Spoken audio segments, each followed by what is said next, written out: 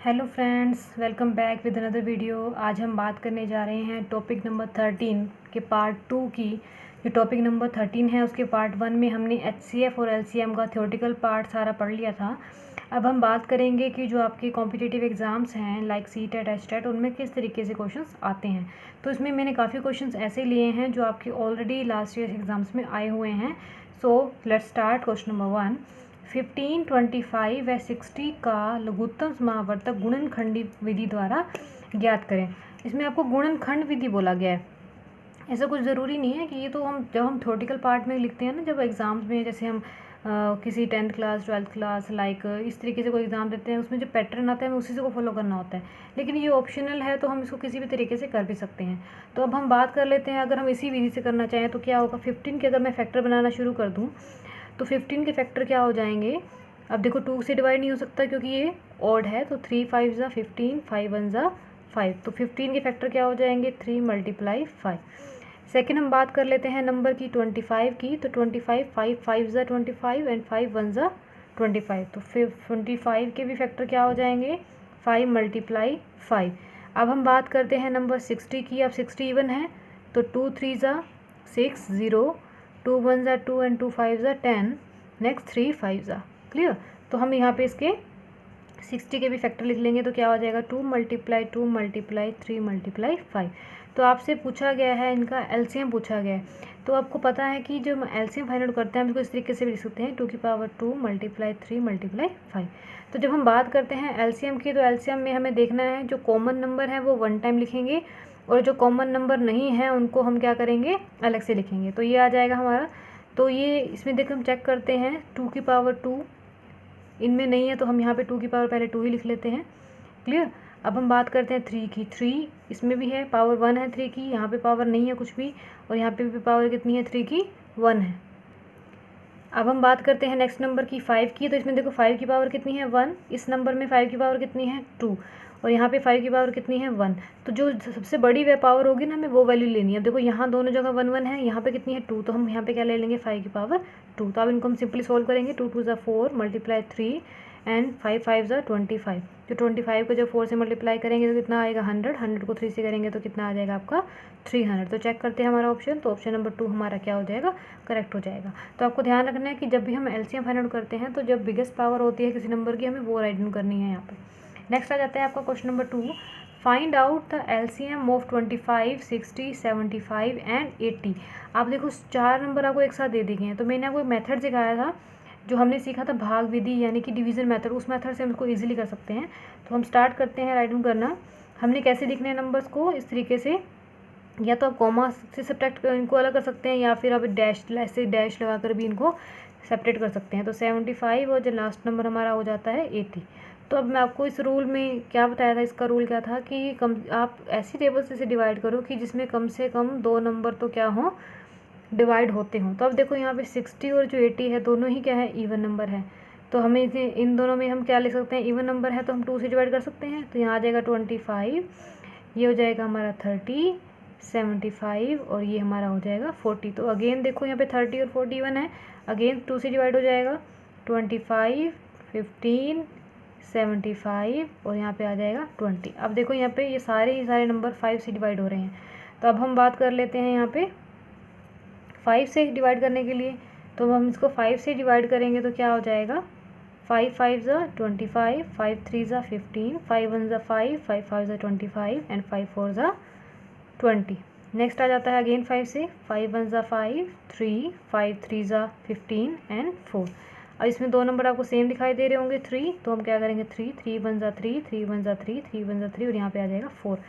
अब लिखना चाहो तो आगे इसको 4 से भी डिवाइड कर सकते हैं, लेकिन हम इसको सिंपली भी लिख सकते हैं। ऐसा कुछ नहीं है कि हमें कंप्लीट सोल्व करके दिखाना है किसी को, हमें तो बस ये है कि आपका जो एग्ज़ाम में फटाफट से क्वेश्चन को अटैम्प्ट करना है। 2 टाइम 5 है तो यहाँ पे आ जाएगा 3 और यहाँ पे हमारा एक रिमेनिंग रह गया था 4। अब इनको आपस में जब हम मल्टीप्लाई करेंगे देखते हैं, चेक करते हैं हमारा क्या आंसर आता है। 2 2 ज़ा 4, 4 5 ज़ा 20। क्लियर। 20 को जब 5 से मल्टीप्लाई करेंगे तो कितना आ जाएगा, 25 ज़ा 100 मल्टीप्लाई 3 4 ज़ा 12। कैलकुलेशन को थोड़ा ईजी बनाएं अपने तरीके से। 12 को जब मैं 1 से मल्टीप्लाई कर दूँगी 12 1 2 में, और यहाँ पे साइड में क्या आ जाएंगी 2 0। तो 1200 देखें, ऑप्शन चेक करते हैं। तो ऑप्शन नंबर 1 हमारा करेक्ट आंसर हो जाएगा। नेक्स्ट हम बात कर लेते हैं क्वेश्चन नंबर 3 की। Find out the HCF of 12, 45 and 75।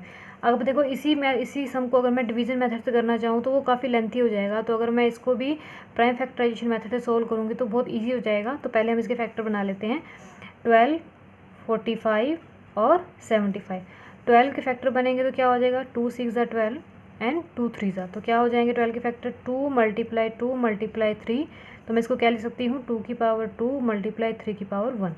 Next आ जाता है आपका 45, 3 1 ज़ा 3, 3 5 ज़ा 15, 3 5 ज़ा 15 एंड 5 1 ज़ा 5, 3 मल्टीप्लाई 5, तो उसको क्या लिख सकते हैं 3 की पावर 2 एंड 5 की पावर 1। नेक्स्ट आ जाता है आपका नंबर 75। अगेन 3 पे हो जाएगा ये, 7 + 5 12 होता है। आपको मैंने डिविजिबिलिटी रूल्स भी बताए गए हैं कि किस नंबर को कैसे डिवाइड करते हैं, उसके क्या रूल्स हैं, तो आप वो वीडियो देखना चाहते हैं तो इसकी प्लेलिस्ट में जाके देख सकते हैं। तो 3 2 ज़ा 6 एंड 3 5 ज़ा 25, 5 5 ज़ा 25, तो क्या लिख देंगे इसको 3 मल्टीप्लाई 5, तो इसको हम पावर की फॉर्म में कैसे लिखेंगे 3 की पावर 1 आ जाएगी और 5 की पावर 2।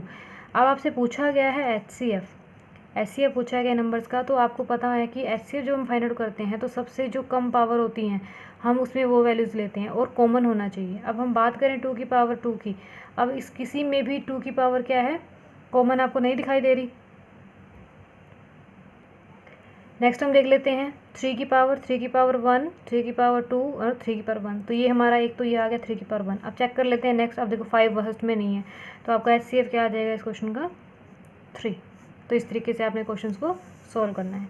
नेक्स्ट आ जाता है संख्याओं 4, 20 और 28 के HCF तथा LCM का योगफल, यानी कि जो नंबर आपको दिया है आपने इस नंबर का HCF भी निकालना है और LCM भी निकालना है और बाद में उनको ऐड करके दिखाना है। तो ये जो क्वेश्चन है ये भी प्राइम फैक्टराइजेशन से बहुत ईजिली हो जाएगा। तो पहले हम इसके फैक्टर्स राइट डाउन कर लेते हैं 4, 20 और 28 के। सो 4 के क्या हो जाएंगे 2 मल्टीप्लाई 2, यानी 2 की पावर क्या हो जाएगी 2, और 5 के क्या हो जाएंगे 2 2 ज़ा 4, 4 5 ज़ा 20, तो 2 2 ज़ा 4, 4 5 ज़ा 20। जैसे जैसे आप करना सीख जाएंगे तो आपको कैलकुलेशन करना इजी होता जाएगा आपके लिए। नेक्स्ट आता है 24, 4 7 ज़ा हो जाएगा, तो यानी 2 2 ज़ा 4, 4 7 ज़ा 28, तो 2 की पावर 2 और यहाँ पे आ जाएगा 7 की पावर 1। अब आपको पूछा गया है इसका HCF और LCM। HCF की अगर मैं बात करूँ और यहाँ पे आ जाएगा LCM।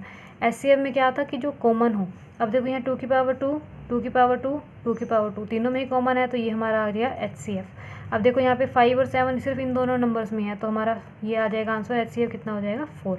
अब अगर हम बात कर लेते हैं LCM की, LCM में क्या हो जाएगा जो मैक्सिमम पावर देखनी है, 2 की पावर कितनी है 2, तो ये तो आ ही जाएगा आंसर में। अब 5 की पावर 1 भी आएगा और 7 की पावर 1 भी आएगा। इसको सोल्व करेंगे 2 2 ज़ा 4 मल्टीप्लाई बाय 5 मल्टीप्लाई बाय 7, तो 5 4 ज़ा 20, 20 को जब 7 से मल्टीप्लाई करेंगे तो 20 मल्टीप्लाई 7 कितना हो जाएगा 140।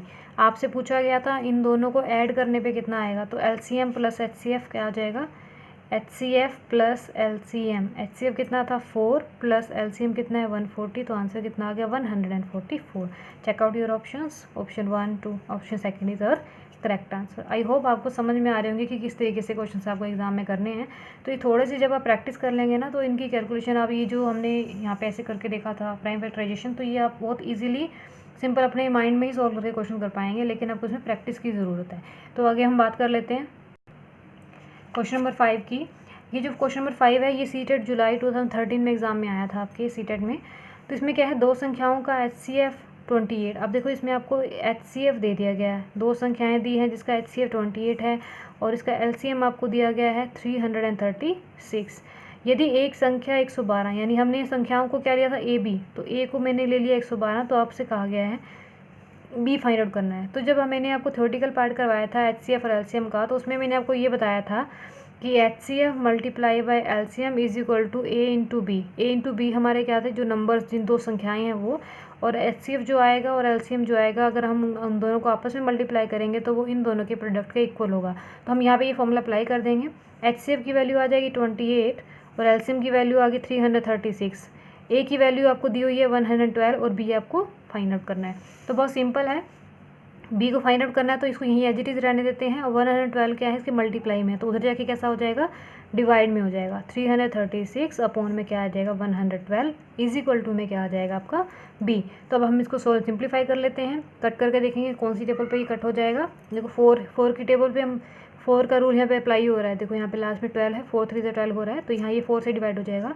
4 2 ज़ा 8 एंड 4 8 ज़ा 32 एंड ये अगेन 4 4 ज़ा 16 4 7 ज़ा 4, ये आ जाएगा आपका 4 7 ज़ा 28।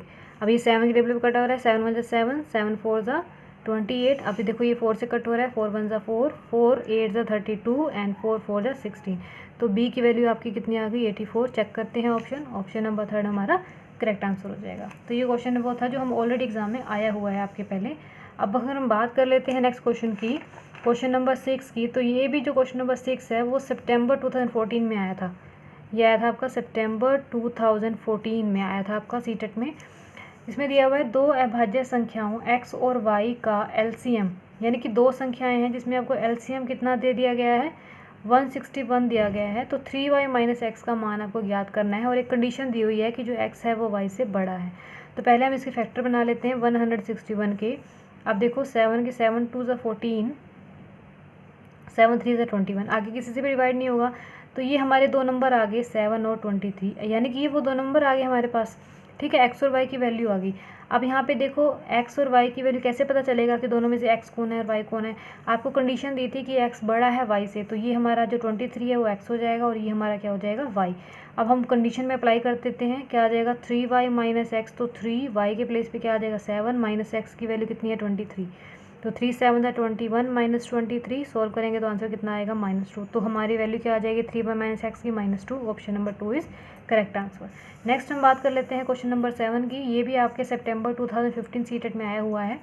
इसमें आपको क्या दिया हुआ है कि a इज इक्वल टू में this, b is equal to में this, c is equal to में this and d is equal to में दिस है। तो तब a b c और d का HCF क्या है, HCF पूछा है आपसे। आपको मैंने बताया था कि HCF में क्या देखना होता है हमने कि कॉमन, सब में कॉमन क्या है। अब अगर मैं बात करूँ यहाँ देखो 3 की पावर 129, 3 की पावर 128, 3 की पावर 127 और 3 की पावर 127। अब अगर मैं कॉमन की बात करूँ तो जो 128 है उसमें 127 है, अगर 129 की बात करूँ तो उसमें भी 127 है। तो हमारा नंबर एक पहला तो पॉइंट क्या आ जाएगा 3 की पावर 127, तो ये इनमें से कॉमन आ जाएगा। नेक्स्ट हम बात करते हैं 5 की। यहाँ पे 128, 129, 129, 128, यानी कि मिनिमम कौन सी है वैल्यू, मिनिमम वैल्यू कौन सी है 128 आ जाएगी।